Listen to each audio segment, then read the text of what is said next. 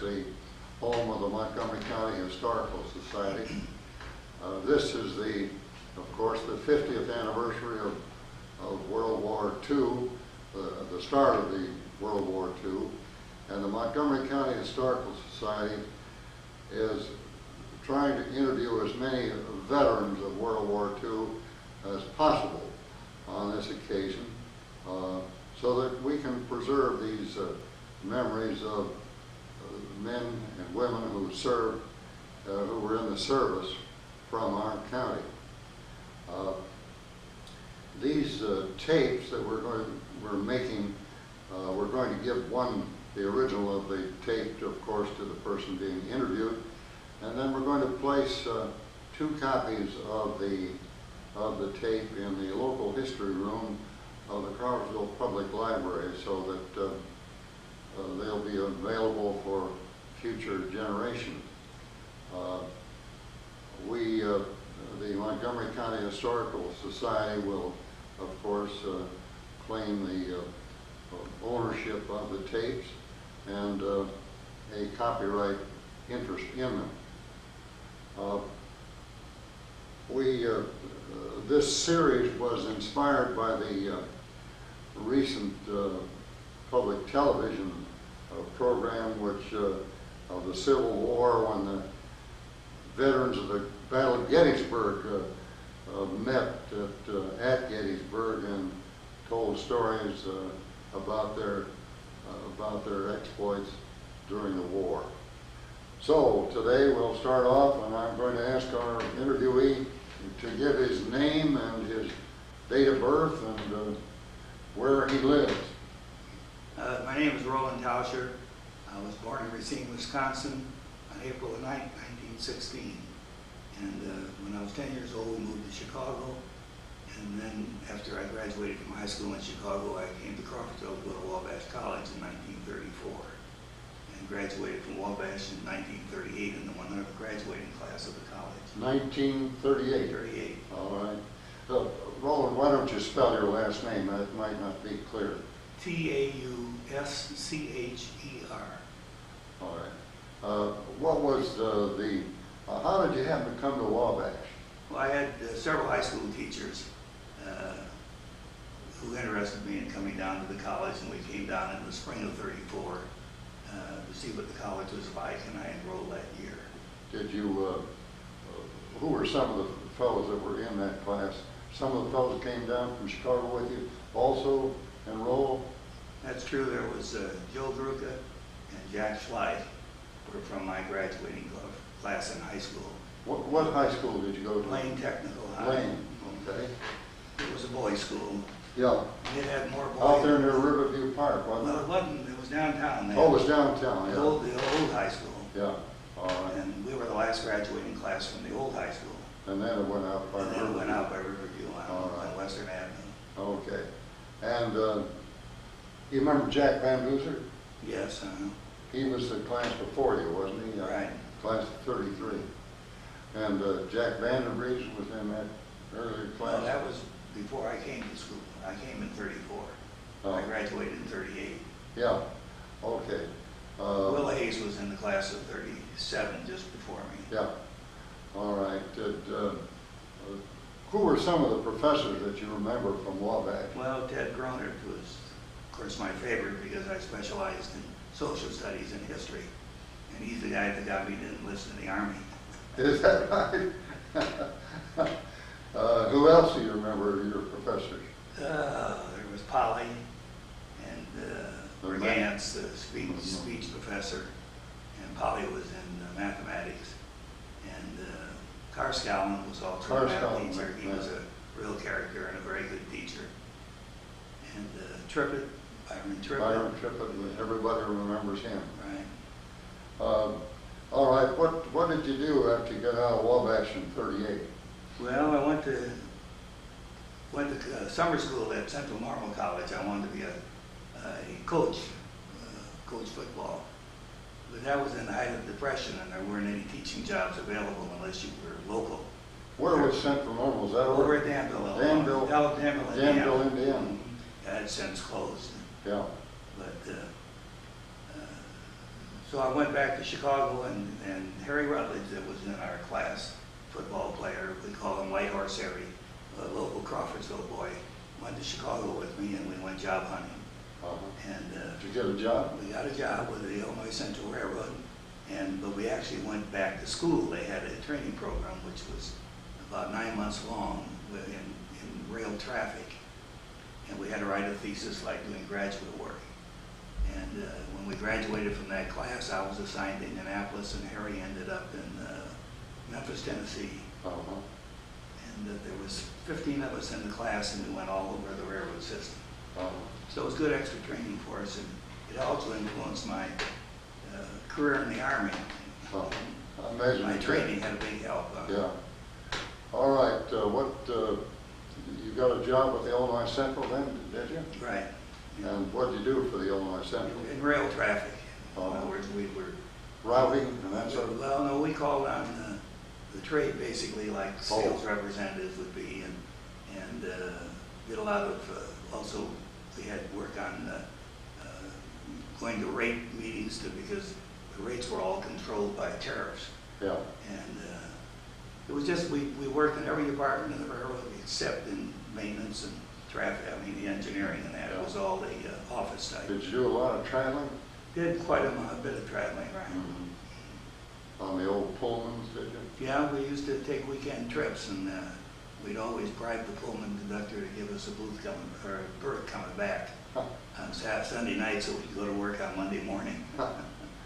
All right. Now World War II was coming on. What were you doing when that happened? Well, I was single, and in 1940, in this fall, everybody registered for the draft. And they were opening a reception center at Fort Harrison, and they were looking for an officer to handle the transportation, the movement of the troops.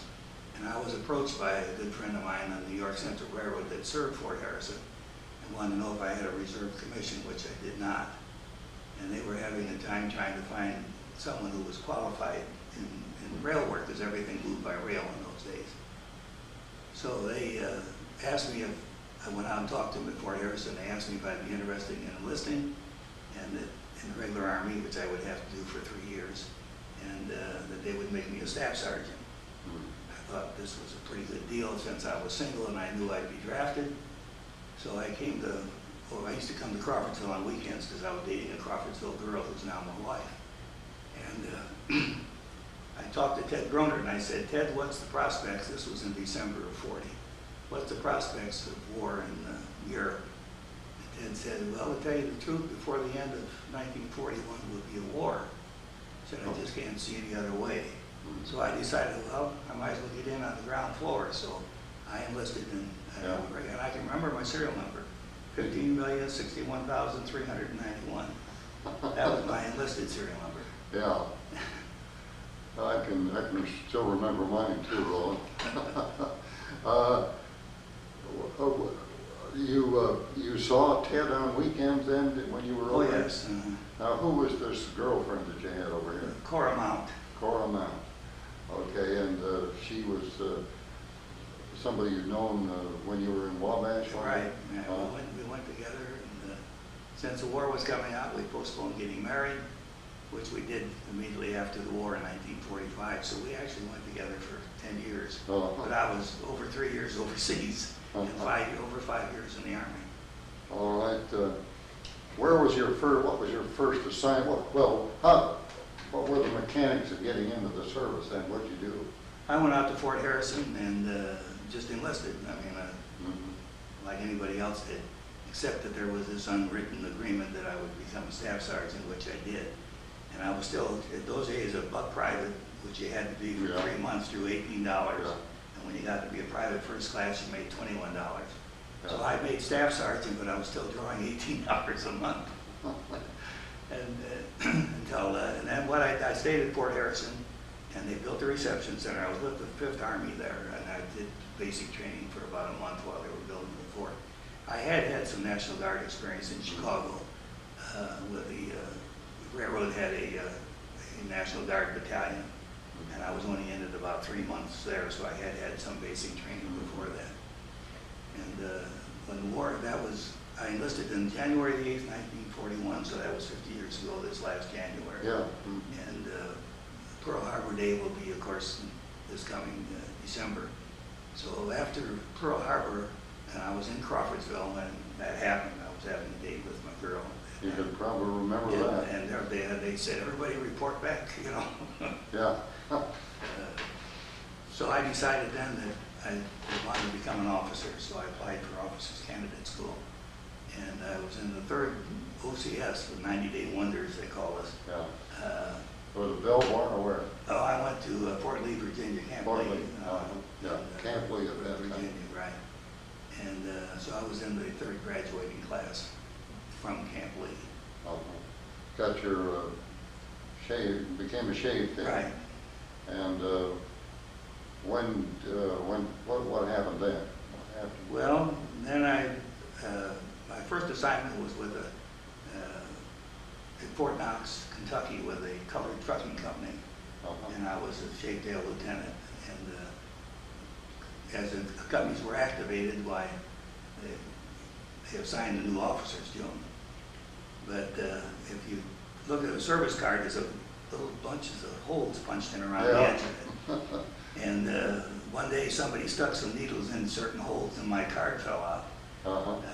Because I was qualified in the rail, so they were needed someone in G4 and 2nd Army Headquarters in Memphis, Tennessee. So my company was being transferred from Fort Knox to the fort here at Atterbury. It was being activated. And my outfit was assigned to it, but I got a notice that I was to stay at Fort Knox for reassignment. So I was there about 3 days when I got an order to report to 2nd Army Headquarters in Memphis, Tennessee. And I stayed there for well over a year, and all that time I was on temporary duty. And every time my outfit would get alerted for overseas duty, they transferred me to another one. And what it was, there was 2 of us in G4 that handled all the rail movements of rail troops and officers and personnel from 2nd Army Headquarters for the 2nd Army area in the United States, and our commanding general was General Lear. General Lear. They called him Lear, if you remember. Oh yeah, Lear. I remember that. There was an incident with the Arkansas National Guard, and they were going through a town, and the boys in the back of the truck whistled at the girls, and the general happened to be tailing the outfit. They called him Lear. He made them all get off and walk. He punished him, yeah.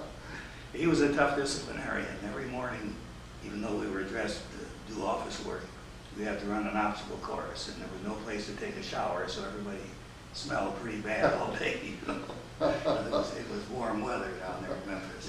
Yeah. How old were you when all this was happening? You were I was I was born in 1916, so we're talking, I was in my mid-20s when I got out. Most of these fellows were a lot younger than you, weren't they? Right. So that when you ran an obstacle course or had to do what they do, why you kind of got out of breath, maybe. Right. Well, there was a lot of them older than I, but the general finally passed a decree that no one under 30 years of age belonged to any place within the front lines. Oh boy. So we had orders that I had to move out, so I was then assigned to a quartermaster trucking company battalion in Columbia, South Carolina. And from there we went back into the maneuver area, which we were handling from 2nd Army Headquarters, and moved around Knoxville or Nashville, Tennessee area. It was an Army maneuver area for 2nd Army.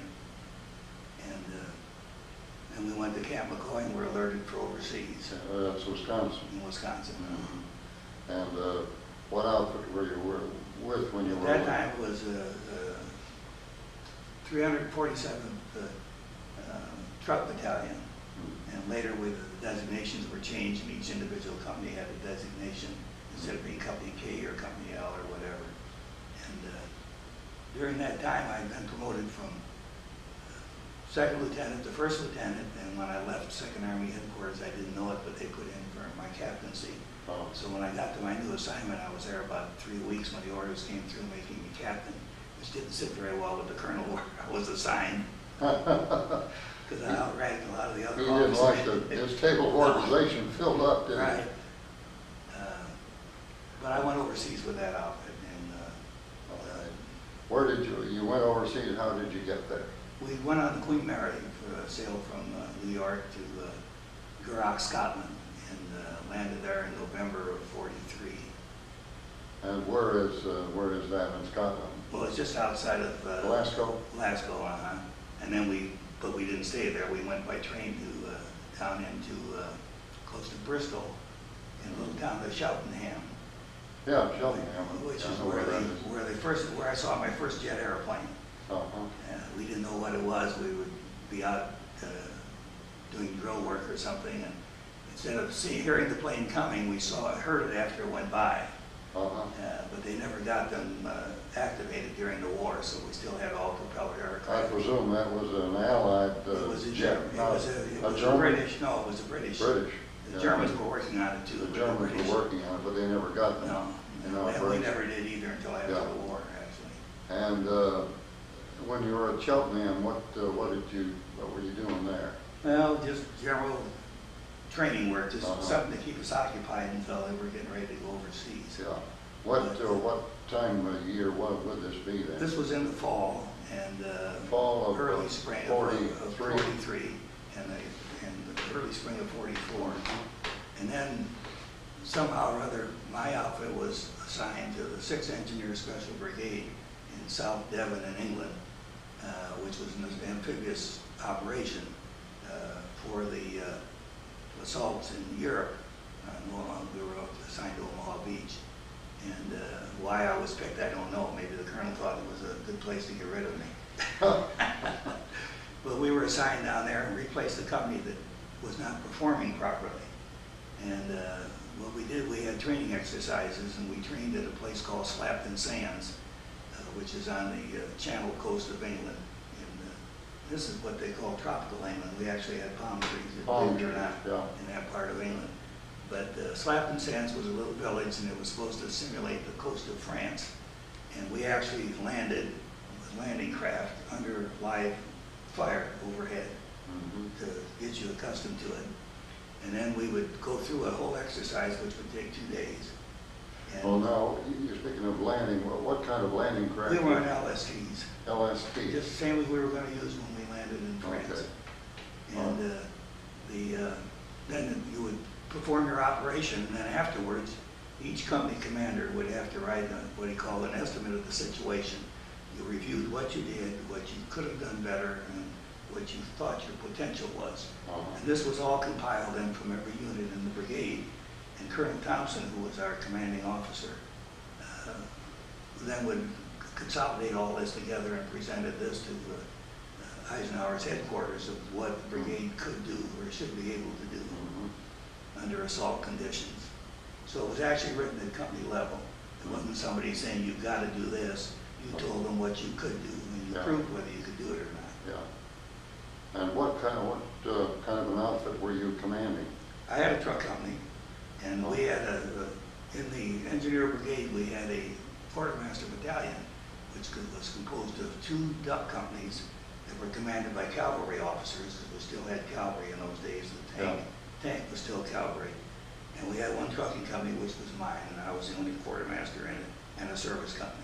Uh-huh. And our battalion commander was an infantry colonel. So Yeah. even though we were called a quartermaster battalion within the engineer special brigade, Uh-huh. it was not necessarily a quartermaster unit. Yeah. Now, how were they going to be able to use trucks?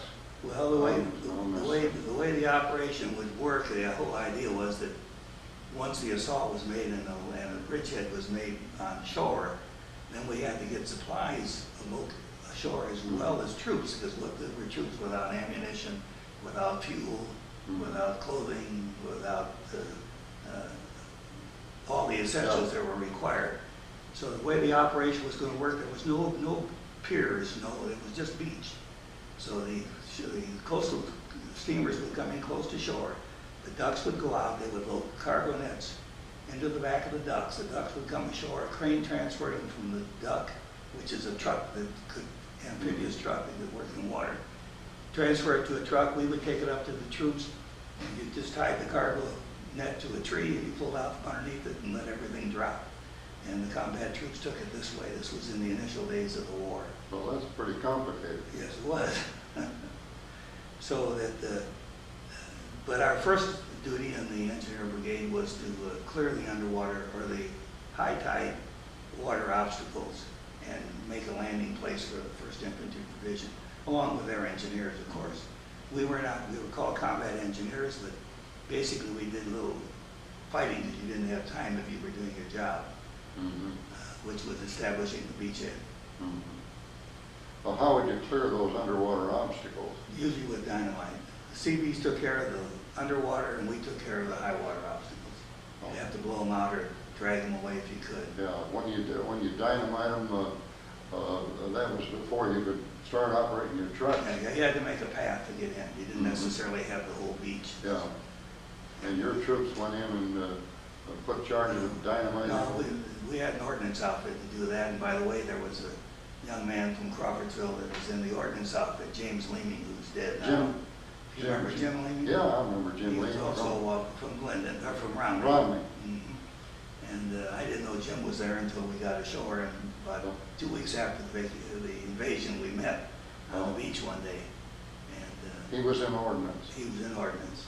Of course, their main duty was to clear the mines, the personnel mines and everything off of the beachhead. Yeah.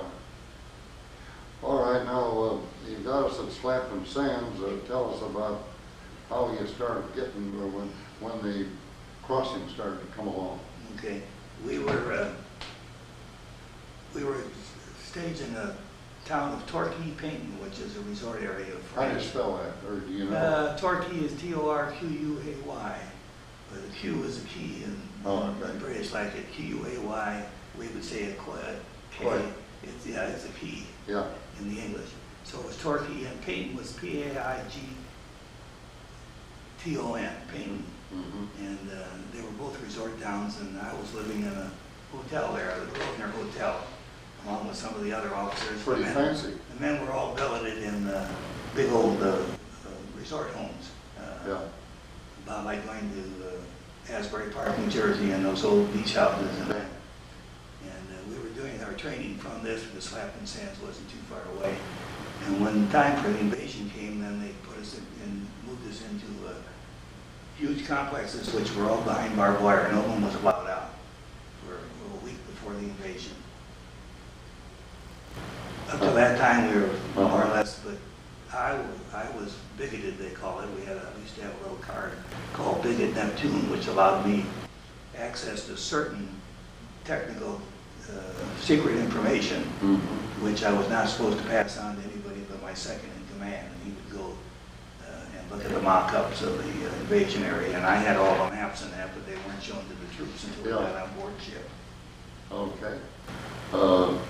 You remember when the final word came along, you were going to be pushing out? Well, this actually was about 2 days before the actual invasion. We loaded, though you can imagine the whole coast of England was being used as a staging area. And what we loaded was from it would be like a boat ramp that you'd have at Lake Holiday or someplace where you could back up and load your boat in. And this is how we loaded on the LST. And I was the ranking Army officer, and I was called a deck commander for the Army. And then the ship, of course, was handled by the Navy. And the ensign that operated the LST had just come from Anzio. He'd been making the Anzio run. So he'd come around Cape or through Gibraltar and out up to England. He'd already seen some shooting. He'd seen quite a bit of shooting. So we floated that up and down in the channel for a day and a half before the actual invasion. It took more than 1 day to load all those troops on board. So you got everything loaded, and then you just had to put out so that somebody else they could clear the dock for another ship, the next ship to come along. And you floated out there for a day and a half. Day and a half. And all right, then how did the word come down that it was? Well, you finally knew it was there when you heard the shelling. Because it was undercover. We moved in under cover of darkness, of course. The invasion was supposed to take place at 6 a.m. in the morning.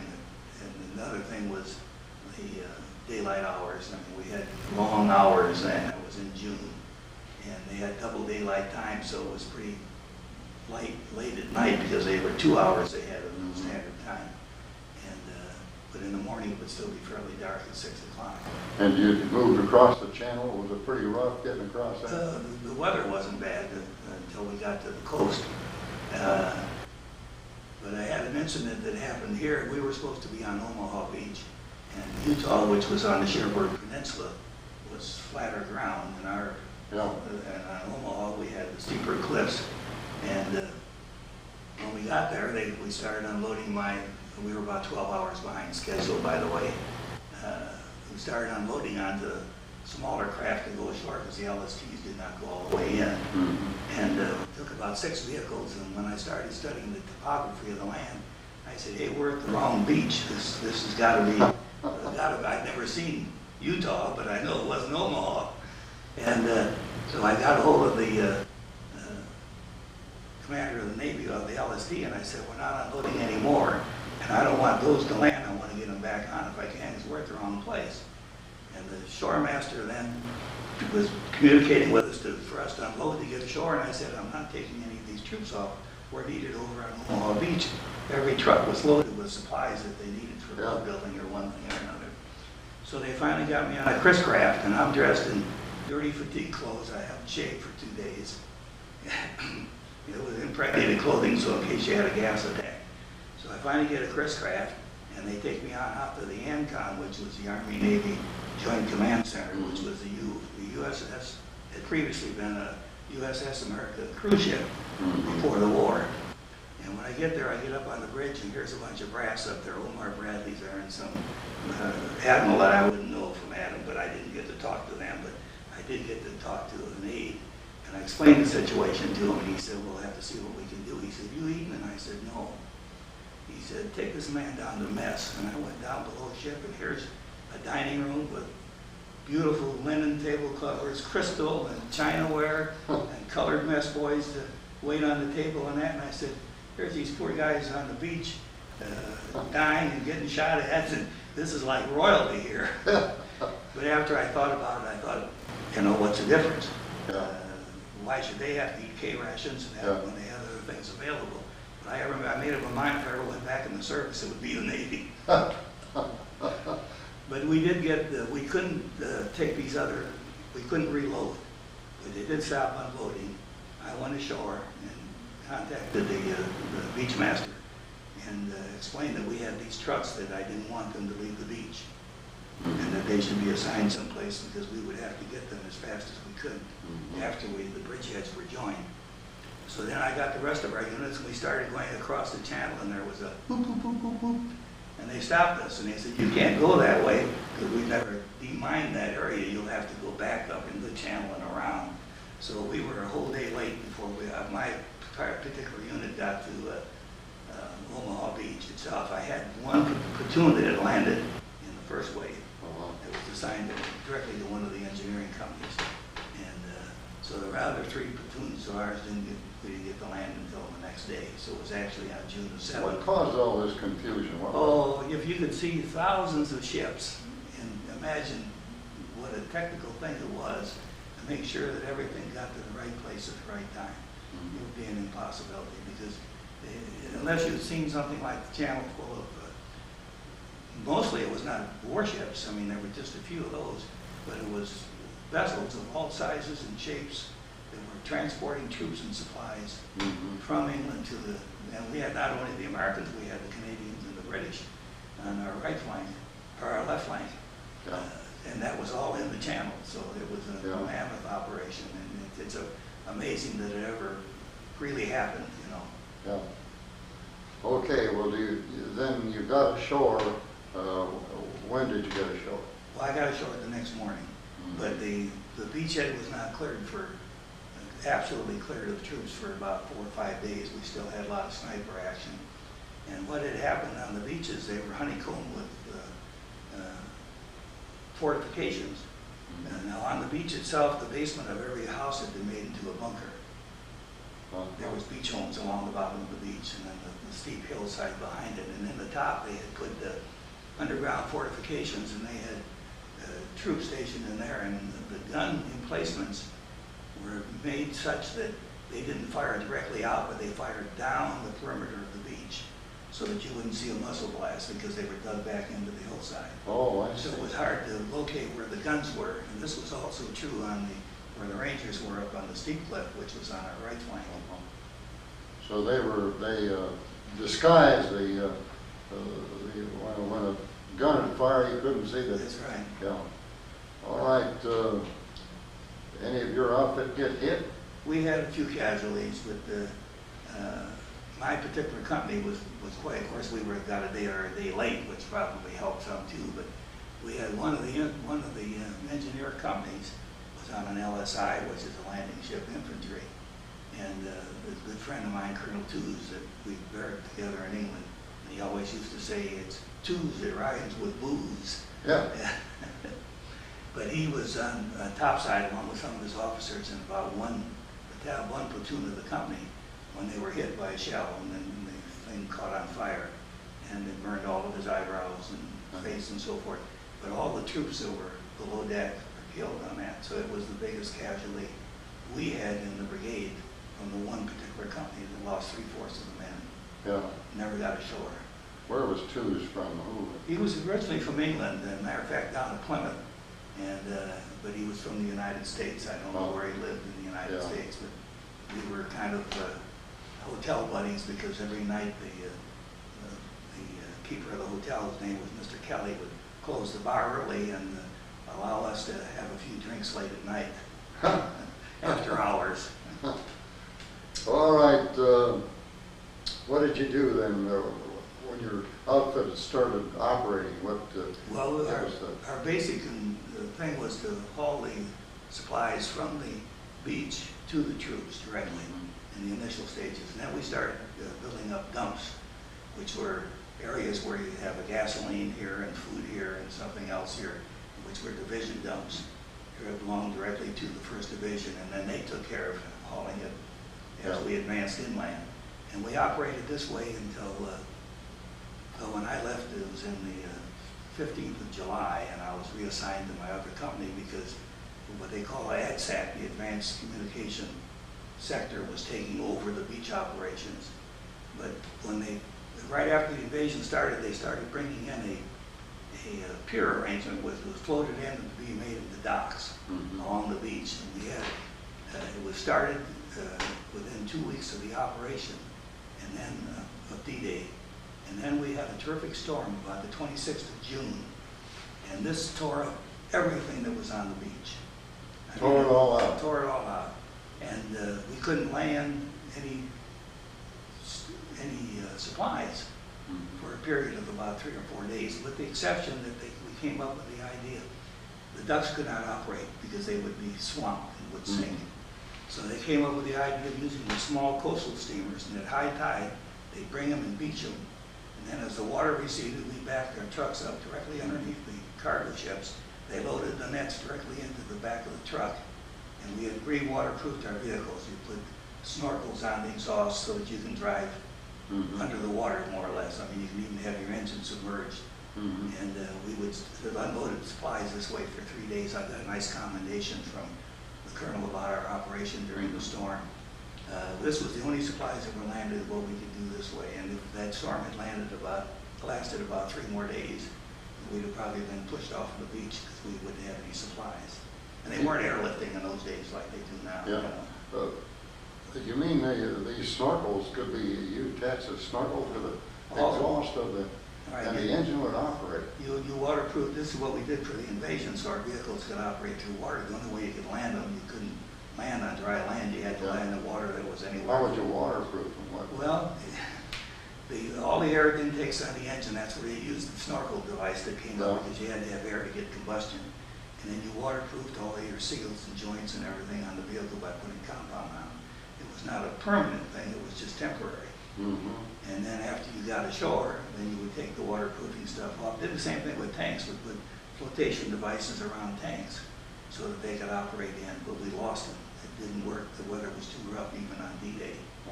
And we lost all of our ducks.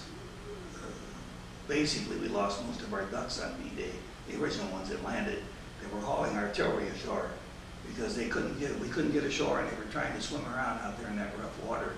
And the only kind of a bilge pump they had was a hand-operated bilge pump.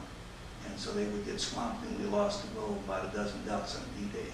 Oh. And they were loaded with artillery. Now, the tide played a pretty important part in this thing. Roland, why don't you give us that map over there that shows the tides? I'd never realized that it was... This is the overall map, and then there's wonder if we should just take a little break here. What do you think? Okay, Roland, as we understand you, the tide was pretty important for the landing operation, well, probably more important than any of us realized. And would you tell us what this diagram here shows? Well, this shows the high and low tide starting with the 25th of May and going all the way up to the 21st of June. So this map would be reissued every month or 2 months. And this was the particular time we were interested in, but these are redone all the time. Mm-hmm. So this was current for that operational period. And it showed the high tide and low tide, the times of day that it would happen. And they vary, as you can see. So the optimum time was to have the lowest tide at the best time in the morning that you could make your landing, because it was easier to land at low tide than it was high tide. Is that why they picked June 7th? Or was that Well, time? they said that that would be Or June 6th? June the 6th. Well, it had to be in this period here, Uh-huh. because after that the weather would also get worse. Let's turn over to the other side of the This is called Omaha Beach, and you can see that it says east. And this, our particular sector was called Dog Easy Red. And it was a dog, but it wasn't easy. And the map here shows all the underwater obstacles and also the obstacles that were exposed at high tide. Or who cataloged those? Who? Well, we don't know where all of the information, some came from the French natives. All of it was through intelligence, some of it was by plane surveillance, and also it was also by commandos and so forth who would land under cover of night with not any idea of making an assault, but merely to find out information about where the obstacles were. And we did not know all the fortifications that were in the hillside here. We thought we knew about it, and some of it's marked on here, but there was a lot more than this. Yeah. Now, where was your outfit, or where were you? We were supposed to land here at this roadway, and there's a tank obstacles here, and that, so the road is not open. We had to fill the ditches. This became an exit from the beach. Also, this gully here was an exit, but this was not only for personnel, not for vehicles. And there was a road here, which also. And later, after the beachhead was established, this became a return route to the beach, and they unloaded all along the beach, and this was the exit coming back into to bring the supplies ashore. And my bivouac area was right up in here. And the reason I could tell you about the artillery and being hidden in the cliff and that, right outside of our bivouac area was a huge tree, and then it was a platform. And there was about a dozen telephones up there, and they were hooked up to the various gun emplacements here. And on each one of them there was a chart, and the same thing on the gun emplacement that showed what load it would take and where the shell would land. So the observer up here could call out. These are Germans, you mean? These are Germans, yeah. Could call out to that gun emplacement to lay a shell down here because troops were coming ashore in a particular spot. Yeah. So they had pretty good coverage of the beach. And but everything had been predetermined. They'd been there for a couple of years. They sure had a chance to find out where everything would go, you know. And the hillsides were all fortified with mines. They had to be cleared before they could get ashore. What about the pillboxes you mentioned? Well, they were big. There was some on the high ground also. But every home that was along the beach, this was a resort area. The basements were fortified. Extra concrete had been put in, made gun emplacements out of them for small arms, not for artillery pieces, but for machine guns. Machine guns, oh yes. All small arms stuff. What kind of obstacles did you meet with over here? Well, by the time I came ashore, they cleared the path. So I was not involved in clearing the obstacles. Yeah. And on D-Day, I lost 2 officers in the battalion and our brigade commander was wounded. Colonel Thompson on D-Day was wounded and evacuated. He went back to, after he was out of the hospital, he went to Washington, D.C. and became President Roosevelt's personal military aide. Oh. Man was a brilliant. He wrote a book, Know Your Enemy, which every soldier had that was going into Germany about the German army, because he had been the military attaché to the American embassy in Berlin before the war. All right. Anything else we ought to know about this? Where were the Canadians here and the British? Well, they were on down this way on there, but there was actually more American units down this way that wasn't involved in the sector the beach I was in, because this was the 1st Infantry Division and this was the 29th. Over here, we had 2 infantry divisions that came ashore. And then the British, the Canadians were next, and then the British. Now this went into flatter land, similar to what it was over on Utah Beach. And where was Utah Beach from here? It was on the Cherbourg Peninsula, which was that's where Marion Kirtley went. That's where Marion was. And we did not have any air cover. They did over here, and they had the paratroopers and so forth that landed in this lower ground off on the Cherbourg Peninsula. But you didn't. We had no air cover. We never had a a bomb landed from an aircraft.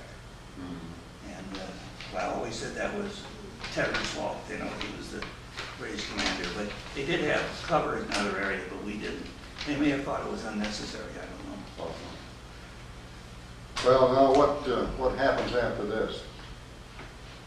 Well, I told you that I had 6 of our vehicles that landed on Utah Beach. Yeah. So about 4 days after the invasion, we heard that they were going to make contact between the 2 beachheads at a place called Colville-sur-Mer, Caratan. So the colonel said, grab a driver and see if you can get across between the 2 beachheads and pick up those vehicles and get them back here. So I got a letter in there, and he called it a message to Garcia type of mission. But I was the first, my driver and I were the first American troops to drive across the bridge that was established between Omaha and Utah.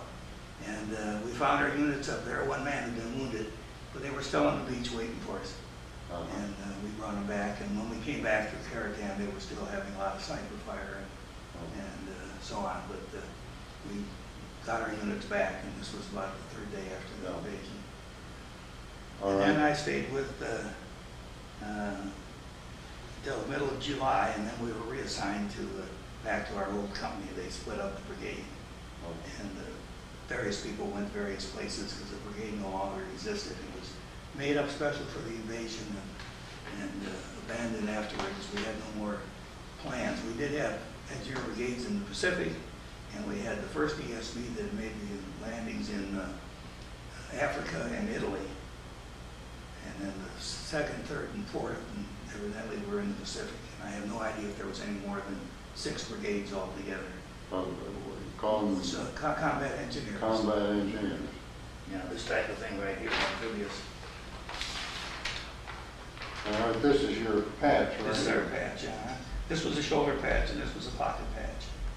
And work was similar to what the Seabees did, is that right? Right. Okay.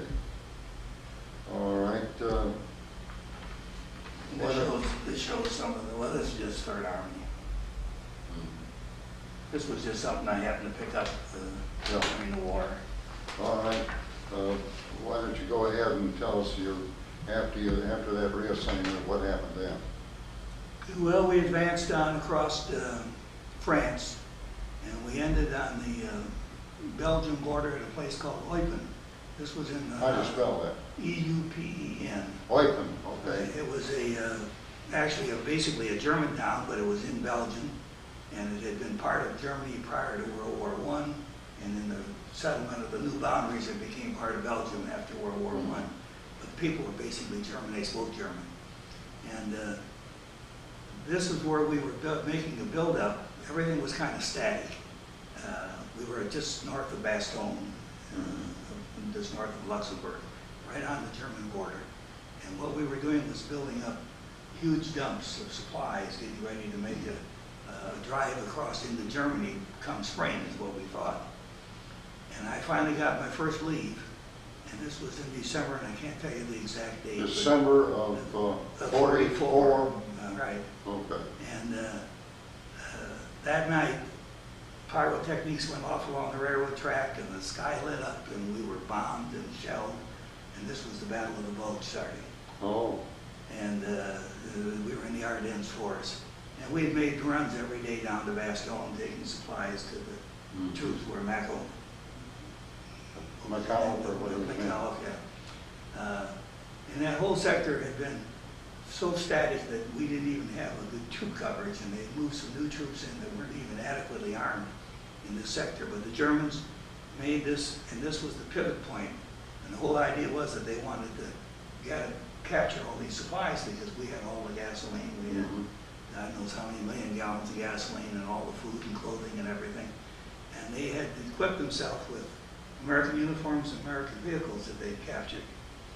And if you remember the stories, that everybody was to become a fifth columnist, and if you were stopped, you better, if you didn't know baseball, you were out of luck, and I was not a good baseball fan. Because that was one of the questions they would ask you, about certain baseball players and baseball teams. They figured every American would know it, but a German wouldn't. And but we did have a lot of infiltration of people in American uniforms. Did you see some of those? I saw some. Yeah, actually, what happened the day that they canceled my leave, of course, that morning, and in the forest that was immediately in front of us in the Ardennes, these are planted forests. They're not natural. They're in rows, and they have roadways through them and fire breaks and all that. And it was a perfect access for the Germans to bring their tanks in, set them up, and then they all opened fire at one time at a certain time early in the morning, and caught us all by surprise, naturally. One of the bombs hit my maintenance. We had a farm building that we were using for maintenance for repairing trucks and tires and so forth. It wiped it out completely. We didn't lose any personnel, fortunately. But immediately they pulled us up, and we established a backup, or a front line, you would say, in front of the city of Eupen, made up mostly of non-combat troops. We were all armed, and of course they were able to fight if we needed to, but they put us there. And here we see coming out of the woods the infantry. They're not retreating, they're having a strategic withdrawal because they've been infiltrated. Paratroopers had dropped into the woods and all that. So here we are with infantry coming back, and we're standing up there setting up a line of defense. But they never captured Eupen. They went on around and made that big bulge in there. And Bastogne was on the south and Eupen was on the north. And the whole idea was to cut this off and hit for Liège and split that section of off, and they thought that they could turn the war around. But it was a last-ditch effort by the Germans, really. And of course we know it didn't succeed, but it was pretty rough for a while. So my leave was canceled. Yeah. Did you come face to face with any Germans? Oh yes. Matter of fact, when we were trying to evacuate as much as we could from the smaller, not only did we have the main dumps in Eupen, but scattered all through that region, we were making buildup areas of additional dumps. So the idea was to evacuate what we could, and what we couldn't, blow it up. And so you might be working on one end of an area, and the Germans were coming in the other side. So you fire tracer bullets into the jerry cans of gasoline and just burn them. And they did not capture too much, which helped to stop it. And of course the weather was against us because we couldn't get any air cover. It was all bad, cloudy weather all during that time. Was it pretty cold? It was really cold, yes it was. In the were you fellows equipped to withstand the cold? Well, we had adequate clothing and so forth, yes. What kind of, were you in barracks or tents? Oh no, we were in tents. Or just bivouac, sleep underneath your Jeep or whatever. Now you got to Paris one of these times. When was that? Well, that was after the war was over with. Oh. After we crossed the Rhine River, then when did you cross the Rhine? Well, see, our friend that ran the theater here in town was with Andy Browning. Andy Browning was with the engineer brigade. I think they made the Rhineland Bridge crossing, if I remember rightly. But anyhow, after this happened, they crossed the Rhine in lots of places after Rhineland went. and started advancing rapidly on into Germany, and I can't remember just where but that, at the time that happened, I was then assigned to become a military government officer, because we were going to be taking over territory that it was supposed to be Russian, but we knew the Russians weren't going to get there, that we'd get there first, and we didn't have any military government setups. So I was made into there was 3 officers and 10 enlisted men, and we were made into a military government commanding unit, whatever they would call it. I'm not sure the technical terms of it. Gave us about a 5-day briefing on how you handle the civilians in the German population. After you took over. And I went into a town of Mersburg, Germany, which was about 15 miles from Leipzig, and that's where we stopped and waited for the Russians. We could have gone on further, but we stayed there for weeks. The town I was in was called the Landkreis, Stadtkreis of Halle, Mersburg. What? And go a little slower on that. well, this is like a county. Yeah. You know, it'd be comparable to Montgomery County, and the capital of the county was the town of Mersburg. Mersburg, okay. M-E-R-Z-E-B-E-R-G, Mersburg. Okay. And the Halle was another town which was on another border of the area, but it was called Halle. Landkreis, which would be the land area, and the Stadt was the city of Halle, Mersburg. And this was a big industrial area, and to one side of town we had the Leuna worker. The what? Leuna worker. L-E-U-N-A. Capital Leuna. Capital W-E-R-K-E. Werke. Yeah. Werke, which in German. And it had been the fertilizer plant. They had a lot of brown coal, which is a form of lignite. Yeah. And it's more highly refined than peat is, but it's not in the coal. They call it brown coal. And it was used as a fertilizer plant. And then the Germans turned it into a synthetic aviation high-octane gasoline plant. They developed a way of taking lignite and making it into high-octane gasoline. And this complex covered an area of about 5 by 5 square miles. A huge complex, mostly pipes, retorts, towers, and it looked like a spaghetti works there, because every time they get bombed, they'd put pipes in and come back up. And it was one of the most heavily bombed targets in Europe, because they had lost their oil refineries down in Romania and so forth. And the Germans were dependent basically for what they could get out of this plant to keep their aviation going. So we knew that, and we would bomb it. And on the other side of town was another plant called a town called Skopau, and I can't even spell it, S-K-A-U-P something. But it was a Buna S rubber plant, and they were using hydrogen, which was a byproduct of making the gasoline, piping it across town to the other city, where they used that to help make the Buna rubber, the synthetic rubber, which the Germans developed, because they didn't have any natural rubber. So when we bombed out the one plant, it knocked the other one out. They never bothered. But this plant could be put back in operation. Within 2 or 3 days, it would be in partial production. At the end of 30 days, it'd be back to full production. And if you saw the setup, they had a underground bunker area, which was their command post. And in here was showing every time a bomb landed, it was immediately marked on the chart. And they had spotters through the factory. And as soon as they could get out, they'd fight the fire and get the fire out. And then they had the charts on it, all scattered within a 100-mile radius of the factory, were parts stored in church basements, salt mines, buildings of all different types, so that immediately they needed a certain part, they could locate it on their chart, bring it in, and start getting the plant back in operation again. And we had a American-British scientific team that came in to go through and research the development work that had been done there. And the head of the plant was a Nazi, but most of the scientists were not necessarily, like Werner von Braun. Was he here? He worked here also on developing the fuel for the rockets. And we moved him out, and then we gave any scientist or technician who wanted to go to the United States, we allowed them the rights. And we did this kind of undercover because this was supposed to be Russian territory.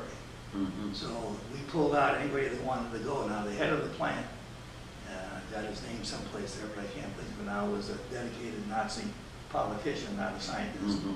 And he was taken as a prisoner of war. Whatever happened to him, I have no idea. But most of them elected to leave with their families and come to the United States because they hated to think of being taken over by the Russians more than anything else. They had a great, the Russians were coming. The German people had a great fear of communism, of the Russians, of communism, basically. Oh, what was your function as this government, military government? What did you do? Well, I was supposed to see that civil. We worked with a local. This was a little newspaper we put out. And I don't read German very well, but I had 2 or 3 interpreters. But this was a. Now you can see some of the news stories here. This was all in German. It said the Commandant, etc., Merseburg, Major Davis, etc. Are you listed on this map? Military government, Roland Tauscher, Captain QMC, Yeah. and then this Dr. Summer was the German Oberbürgermeister, the mayor of the town. Yeah. And I worked with him. They'd handle all the civil things, and I was just to see that they didn't violate any military things and so forth. We also confiscated all of the firearms, handguns, hunting rifles, shotguns, knives, any kind of a weapon had to be turned into us. And these were unfortunately burned.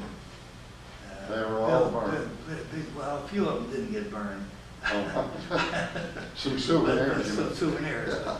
Basically, they were all burned in bonfires, so no one had any sidearms. I'm sure they all didn't get turned in. Yeah. But and then I stayed there until we turned it over to the Russians. And Did you were present when the Russians moved when in? they moved in, I had to turn the government over to a Russian officer. But you'd already burned all of the arms. No, that was a deal that was done all through Germany. Immediately confiscated arms. And who'd you turn? When the Russians came in, what kind of an outfit were they? The only contact I had was in the German. The Russian came in, and we shook hands, and I left. Oh. And we got out. What'd you do after that? Well, then I went to. The war was over in Europe at this time, but it wasn't in France or in the Pacific. So I was assigned to I had enough points to come home, but officers were not given preference. It was just the enlisted men. If they had so many points, they'd get home. And then we were shipping units then to the Pacific. And I went into what was a Camp Chesterfield. They had staging areas for either troops returning home or troops being reassigned to the Pacific. And they had Chesterfield and Camel and Lucky Strike and several different camps and staging areas. This is the only time I ever saw entertainment like Bob Hope. You were in a staging area. And then they put those needles in the card again one day, and my card fell out. And what was happening is they were shipping troops across the Atlantic into the States and going across the United States into the Pacific ports and shipping them on out. And they needed railroad personnel again, and my railroad number came up. And so one day they said, "You've got 24 hours to get out of here." So I had to pack everything up and ship it home, and all I had was what I was wearing. And they put me on a truck, and I was supposed to fly. Where were you at this time? I was in Camp Chesterfield. Yeah, but in where France. was it? In France. I don't know the name of the town because we were out in the country. But my military code number came up, and they were looking for transportation people to help get the troops across, not physically, but to take care of the paperwork. And so they got me on a truck. This was in, I can't give you the exact date. Sometime I got the orders and all that, but probably in August. And the weather turned bad. And the flights across the Pacific were not very common. I mean, the Atlantic was not very common then. But they were flying military aircraft across, so we were doing some flight work. I was supposed to fly the northern route on across. But 2 or 3 things happened, and suddenly VE Day comes along. And I end up sitting on a hillside in Marseille, France, with nothing except the clothes I'm wearing. You mean VJ Day? VJ Day, yeah. Yeah. VJ Day came along. So they didn't need me anymore. I just forgotten. And I sat there for about a month waiting to get some kind of transportation back home. I wasn't assigned to any unit. I was just sitting there. So I finally did get on a converted Liberty ship, which they made the troop transport to sail from Marseille, France, back to Norfolk, Virginia. And this was in the latter part of October. Yeah. So I've been sitting for over a month up there waiting for someone to find me. Yeah. Where you then came back to the States here. Now let's go back. You know, you told us when we were talking that you got to go to Paris one time. Oh yeah, tell us about that. After my sojourning with the in the military government and my reassignment to Chesterfield, I got a 5-day pass. So I did get to go into Paris and see a few sites there and so forth. But interestingly, while we had a lot of, while I was in Merseburg, we had a lot of American prisoners who had been released. We had to evacuate them.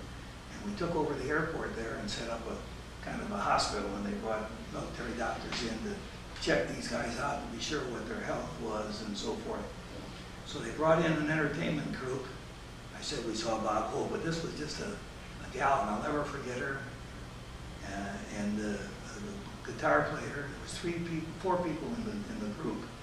And they were not put on stage acts, but they would go in and talk to the individual soldiers and play songs and so forth. But this one gal was she called herself Princess Watlika. Princess what? Watlika. I couldn't spell it in my head. But she was actually American Indian.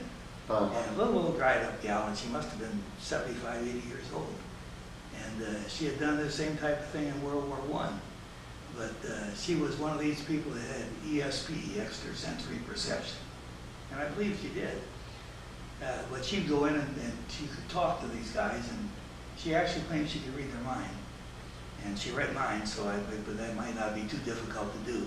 But she put on, she could just talk to the guys and put them at ease and so forth. These were all guys who'd been prisoners of war. They were being released, going back eventually to the States. So she put on a little, for our 10-man group and that, she put on a little entertainment. And so she went through and asked people to raise their hand, and she would tell them what they were talking about. So I raised my hand, and she started answering a question. I said, that's not what I'm thinking. She said, oh, I was talking to that guy. She said, she said, you're going to be home before the end of the year, and the Russians hadn't taken over yet. You'll be home before the end of the year. The first thing you're going to do is get married. And I don't know how she knew whether I was married or single, but I wasn't. But I did as soon as I got home. So I ran into her in Paris. That was one of the highlights. We were eating in they had the USO had set up restaurants and areas for the troops to go in. And I was sitting in a restaurant, and there was a Princess Watlika and this other gal and the guitar player that was in her group. So I got to meet her again. But she was good. She said, and no one said anything to her. She had one guy in my unit. She said, I'll talk to you later. So she talked to me about the guy, and he had a problem at home with his wife. And she'd tell us, she didn't tell it to the group. She talked to him and me about how she knew he had the problem. I don't know. It's hard to believe in that kind of stuff, but she made a believer out of me. Now you had your picture taken by the French capital. Oh yeah, when you were in. Well, that was that wasn't my vacation. That was on the day that Paris fell. I forgot about that. This was the picture that was in Life magazine. What happened here is that before Paris fell, we moved in, the 1st Division moved in on one side of Paris. And under cover of darkness, we were supposed to move in from one side of Paris to the other to confuse the Germans, make them think that there was more American troops posed to go into Paris. And we had not planned on going in. We wanted the French to take it. But if they were going to have a battle, we were going to have to support them. It so happened that the Germans pulled out and there wasn't any battle. But after we moved the troops, I snuck into Paris with my driver, Sergeant Miller, and we were sightseeing in Paris. I also got a picture a newspaper shot that I didn't know was taken, but I'm there. And while we were standing on this bridge, we saw the Statue of Liberty and got to looking at it, and the vehicle drives up, and I think it's a high-ranking officer, but it happens to be a correspondent. He's got a patch on when he gets up there. And he said, we got to talking, and he said, how about taking your picture looking at that statue? And I said, we're not supposed to be here, you know, so I don't want my face shown. He said, well, just stand with your back to the camera. That makes a better shot. Anyhow, you're homesick and you're looking at the Statue of Liberty. Yeah. So that's how and I wrote to my folks There, and I said, no. there you are right there. That's me right there with the. That's your driver. That's Sergeant Miller. Okay. And I wrote to my folks and I said, now if that picture comes in Life magazine, save it for me. And it came out. I don't know what the issue was, but. Now, Roland,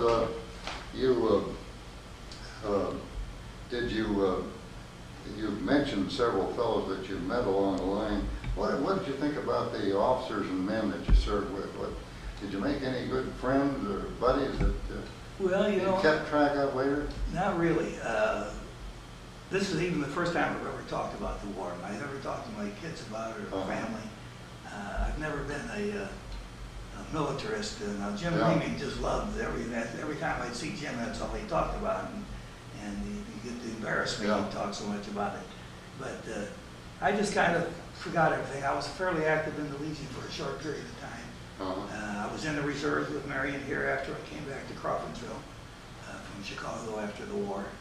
But I was never active. I'm not a, I just shut it all out and put it aside so that my kids have never even heard what I told you here. Well, that's one of the reasons we're trying to get these fellows to talk about it the way they talk to their grandchildren. And I hope that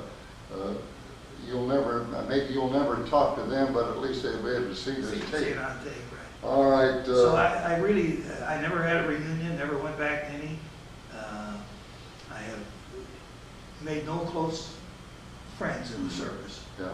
Of course, I was an officer, so that limited you because you weren't supposed to fraternize. And if you were a good company commander, the men respected you. Yeah. But they didn't expect you to pal around with them and so forth, you know. Did you meet any heels along the line? Or? Oh, we had, the colonel that I never got along with. He'd been a National Guard. This was in the truck battalion.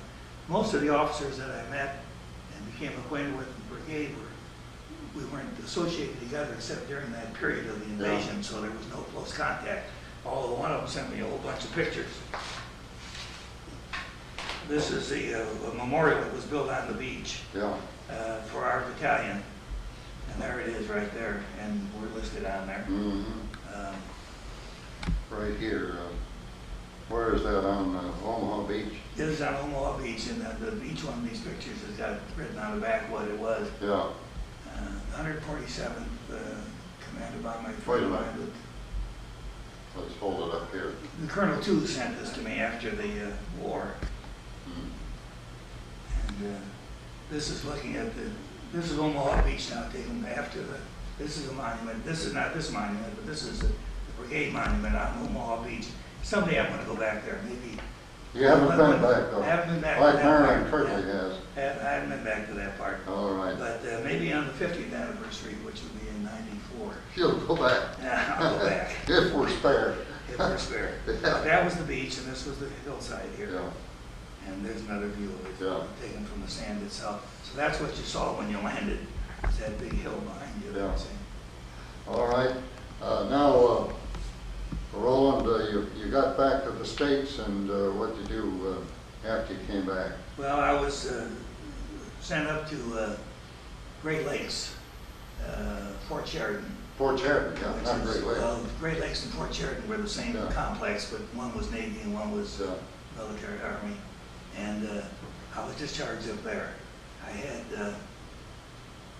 almost 3 months leave coming for my military services. I hadn't had any time off. And so I actually didn't get out until the 18th of January. So it was 5 years and 10 days altogether that I was in the service. And my mother was visiting my sister out in Idaho. I sent her a telegram that I was home. And called up Cora here in Crawfordsville and told her that I was back. And So my mother came back from Idaho and Cora came up to Chicago, and that was in the about the middle of October, Yeah. 18th, 19th, 20th, in there someplace. And we decided we'd go ahead and make plans to get married, and we got married on November the 4th. So Princess Walika was right. I got married before the end of the year, and I was home. But I was still in uniform until my discharge was final on the 18th of January. Oh, in 46. 46.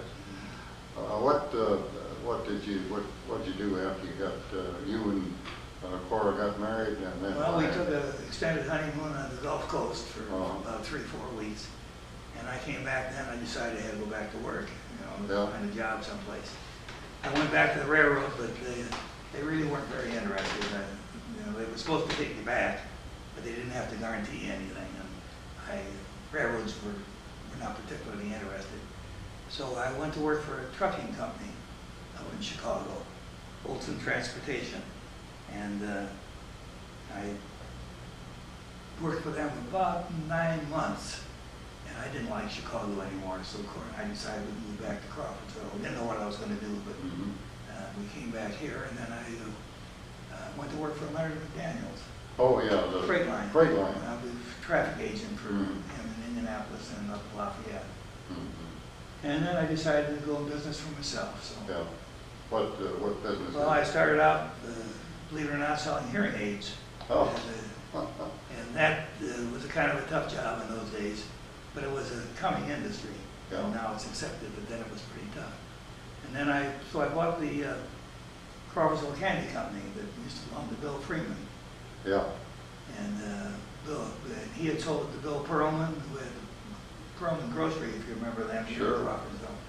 And I bought the Crawfordsville Candy Company from Bill Perlman, actually, because he had sold, Bill Freeman had sold it to him. And I got tired of eating candy. When you couldn't sell it, it spoiled, so you ate it. I decided that wasn't the kind of business I wanted, so we had been doing ceramics, my wife and I. I bought her a kill on our first wedding anniversary. So that was in 1946. We just moved back to Crawfordsville. And so the industry was starting, and we started up with it. And I made a pretty good size business out of it. Yeah. We kept expanding and growing, and we ended up in the, out where the Waffle House is now. We had that complex that belonged to the old Rusty Gardens was out there, and the Farm Bureau had taken that over. And then we burned out there in 1976. And you moved up to Linden? Moved up to Linden, because it was the only place we could find to go back in business in a hurry. You spoke of children and grandchildren. I have 2 children, David, my oldest. Where is he? He's running the business now. Okay. And daughter Tamara, and she's also helping to run the business.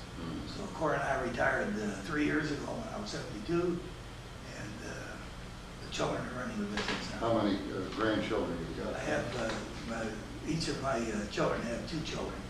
My son has 2 girls, Cinnamon and Ginger. And I said, Cinnamon and Ginger. And I said if they had a boy, they'd probably name him Basil, And then my daughter has 2 children. She has a girl, Shelley, and a son, Tony. And they're still in school, but the other 2 girls are out of high school. So. Yeah. And no great-grandchildren. Yeah. Now, you mentioned you've got a decoration there for that, for your work on the beach there? Oh, yeah, we got, this was a letter of commendation. I have all kinds of that. That's your 201 file. This is my 201 file, and part of it. There's a lot of other stuff, but that was at the Salt Training Center at Slapping Sands that we were talking about. You got maps on that. Well, we don't need to get that out, but you got a letter of commendation for that work on the beach there. Well, we actually received the Belgian fourragère, the French fourragère, the what is it? French Not quite a year. Yeah, this is the one from signed by de Gaulle. That's a copy of it. Yeah, it's, This is all in French here, yeah, and this one's in English. With palm, Beck Yeah. palm, probably there with palm. yeah. And the Now, Belgian this was literature. to the unit. This was to the unit, not as an Yeah. individual Yeah. site. Oh, The other okay. was only letters of commendation.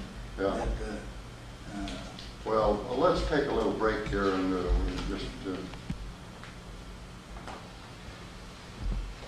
well, Roland, that kind of winds it up. I asked you here during the recess about when was the toughest time in the service, and I think you told me it was probably on the beach. Is that right? I would say so. As far as here, we had contact off and on with Germans. We were not a combat unit per se, but we were involved in combat from time to time. You never feel comfortable anytime. Yeah. You know. Time or two you felt like maybe you weren't going to get back. Right. Now, I think maybe we've covered all we need to cover, and we sure do thank you for coming in and telling us. And your grandchildren haven't heard this, but I hope that when you get a copy of this, that you'll show it to them. Oh, I'm sure it will. Thank you very much.